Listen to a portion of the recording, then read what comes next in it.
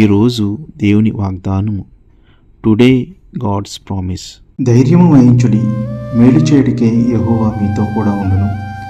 2వ దినవృత్తాంతము గ్రంథము 19వ అధ్యాయము 11వ వచనము. Act with courage and may the Lord be with you those who do well. 2 Chronicles 19th chapter 11th verse. ఈ వాగ్దానం ద్వారా దేవుడు తన ప్రజలైన మనకు ఒక ధైర్యాన్ని, భరోసాన్ని, శక్తిని ఇస్తున్నాడు. కష్టకాలంలో, ప్రతికూల పరిస్థితుల్లో ధైర్యంగా ఉండాలి. మనం భయపడకూడదు. ఎందుకంటే మేలు చేటుకు దేవుడు మనతో ఉన్నాడు, తోడుగా ఉన్నాడు. ఆయన అందరినీ రక్షించగలవాడు, విజయాన్ని, శక్తిని ఇచ్చేవాడు. ప్రార్థన.